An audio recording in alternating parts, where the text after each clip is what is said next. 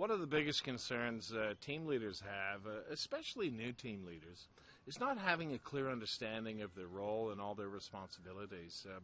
This can cause a lot of unnecessary confusion and anxiety within the team and between team leaders and their call center manager. The good news is that it can be easily fixed by using a responsibilities allocation matrix. Hi everyone, I'm Mark Carriere, and in today's video I'm going to walk you through a simple exercise you can use to bring clarity between call center managers and team leaders about their individual and shared responsibilities. And at the end of the video, I'll share a link for you to grab a copy of this responsibilities allocation matrix that you can customize for your own operation. If this is your first time viewing my channel, be sure to subscribe and hit the notification button. That way when I load training videos and tips every Wednesday, you'll get notified.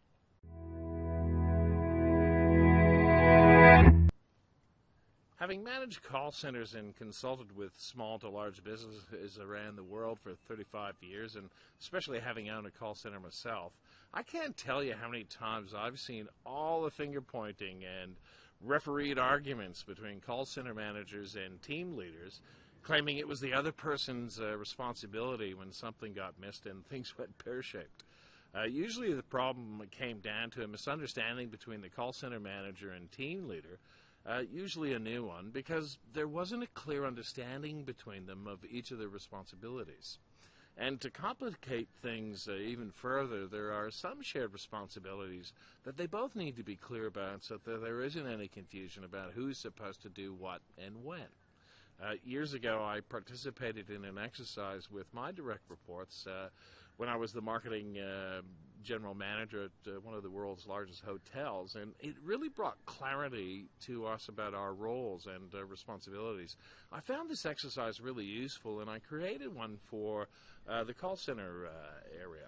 It's a great tool and simple for teams to use to make sure everybody understands what they are solely responsible for and which areas they have shared responsibility.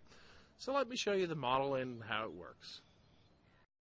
So the first thing you have to do to pull this exercise together is get a list of all the call center duties and responsibilities that you want to make sure are clear about who's responsible for which duty and when they are supposed to be done. And, you might think about putting them in different categories, like I've got here, like administration or even supervision and development, and you'll find another one down here, human resources. So, if you're a call center manager, think about those specific tasks that you want to make sure that the team leaders are on top of, or you want to make sure that they understand that those are your tasks and not for them to do. And same with the team leader, think about the different tasks that you're unsure about and you want to bring up to get some clarity on. And you should both probably grab the duties and responsibilities as outlined on each of the job descriptions for call center manager and team leader and add those in here too. So once you've compiled this list, what you would do is have a look at the allocation matrix. And you can see there's 4 quadrants. Okay, so the first quadrant here is tasks the call center manager is solely responsible for that they do not need to inform the team leader about. Okay, so these are different tasks like, conducting resource planning. The other quadrant are tasks the call center manager is responsible for and informs or shares information with the team leaders. Okay, so this could be communicate and or distributing company policies and procedures and products and things like that. Now, down in the third quadrant, you can see here tasks the team leaders are responsible for that they inform or share with the call center manager about. So these could be, planning, implementing staffing schedules, or provide satisfactory solutions to customer issues escalated from their team. All right, so, obviously a call center manager wants to be aware of what's going on there, but they don't necessarily need to make that decision. Now, the other is task team leaders are solely responsible that they do not need to inform the call center manager about. So you would, for example, respond to emails and internal communications. Obviously, you don't need to tell the call center manager that you're doing that.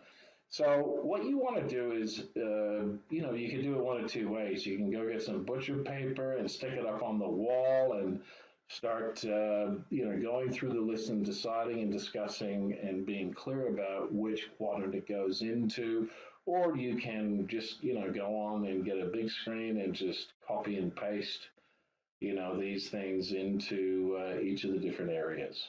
Okay, so that's pretty much how the tool works, and I think you'll find it's really, really effective.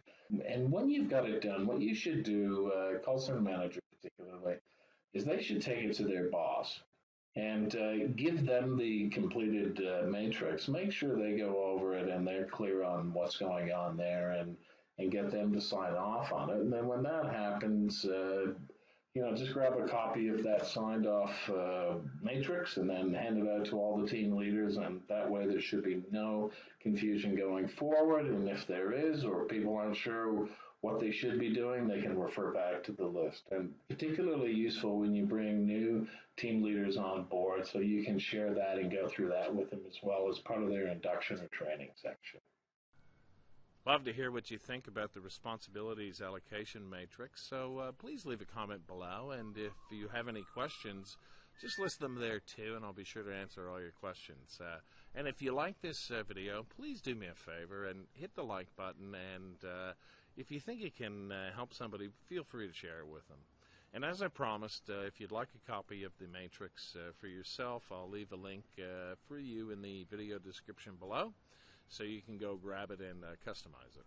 You might also want to check out my latest video, the Amazing Team Leader Scoring Modeling Guide, and I'll leave a link in the video description too.